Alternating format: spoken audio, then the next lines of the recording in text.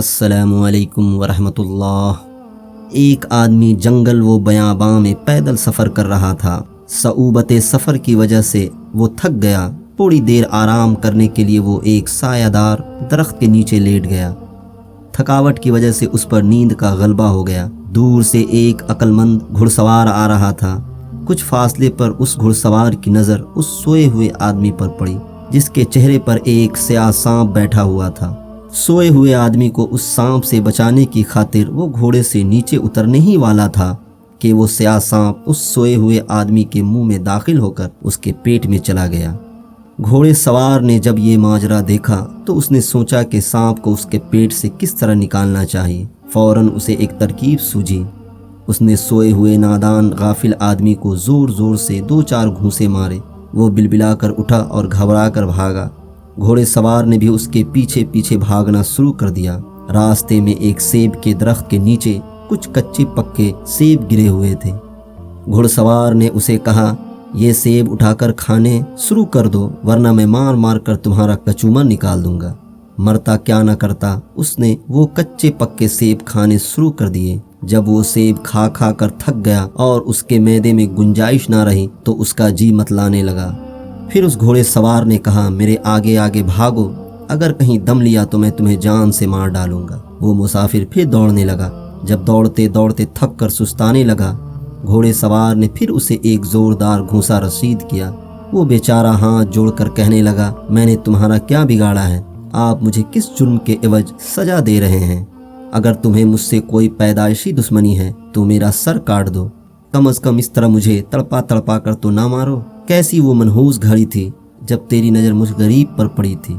ऐ अल्लाह के बंदे, न मैंने किसी की अमानत में खयानत की है और न ही मेरी और कोई तकसीर है जो तुम मुझे इस तरह सता रहे हो। देखने में तो तुम मुसलमान नज़र आ रहे हो, लेकिन ऐसा बेजा जुल्म तो कोई काफिर भी नहीं करता। घोड़े सवार ने कहा, अगर तू जान की अमान चाहता है तो नाक की सीध में भाग, थोड़ी देर बाद तुम्हें खुद पता चल जाएगा। वह रोता आहोजारी करता और उसे बद्दुआ देता हुआ फिर भागने लगा। सेबों से मैदा पुर था, इस तरह भागने से उसका दिल मतलाने लगा। भागते हुए मुंह के बल गिर पड़ा और कै पर कै करने लगा। आनन फानन सारा खाया पिया बाहर आ गया। उसी से वो स्याह सांप भी उसके पेट से निकल आया। जब उसकी नज़र सांप पर पड़ी तो वो खौफ से थर थर कांपने लगा। चंद लम्हे पहले जो उस पर तकलीफ़ों का पहाड़ गिरा हुआ था, वो सारी तकलीफ जाती रही। फिर वो बेइख्तियार उस अक्लमंद घोड़े सवार के कदमों में गिर पड़ा और गिड़गिड़ा कर अपने कहे सुने की माफ़ी मांगी कि तू मेरे लिए रहमत का फरिश्ता साबित हुआ है। अब उसे समझ में आई कि उस घुड़सवार ने किस गर्ज से उसे मारा पीटा और दौड़ाया भगाया। उसने घोड़े सवार का दिलो जान से शुक्रिया अदा किया। तू मेरा सरदार और वली नेमत है। मुबारक थी वो घड़ी कि तूने मुझे उस हालत में देख लिया, वरना मेरा तो काम तमाम हो चुका था। तेरे सबब से अल्लाह ताला ने मुझे नई ज़िंदगी अता फरमाई है। अफसोस कि तू मुझ पर माओ जैसी शफ़क़त कर रहा था और मैं तुझसे गधों की तरह भाग रहा था। ए अल्लाह के नेक बंदे, अगर मुझे मालूम होता कि तू दरअसल मेरा बही ख्वा और मोहसिन है तो मैं अपनी ज़बान से बेहुदा बकने की बजाय तेरी तारीफ़ में रतबुल लिसान होता। तेरी खामोशी ने मुझे गलत फहमी में मुब्तला कर दिया।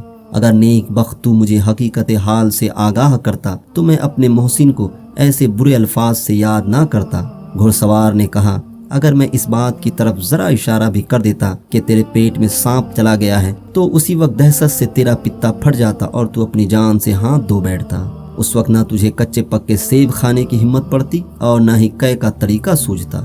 दरसे हयात, जिस चीज़ को तुम जहमत समझते हो शायद वो तुम्हारे हक में रहमत हो। दाना दुश्मन नादान दोस्त से बेहतर है। तालीम व तरबियत के मामले में वालदैन और उसातिजा बच्चों पर जो सख्ती करते हैं वो बच्चे के हक में बेहतर होती है, मगर बच्चा नादानी और बेखबरी की वजह से उस सख्ती को जुल्म व सितम और ज़्यादती समझकर अपने मुस्तकबिल की राहों को तारीक कर लेता है। जब वक्त गुजर जाता है तो फिर यह ऐसी दलदल में फंस जाता है कि एक पाँव निकालता है तो दूसरा फंस जाता है।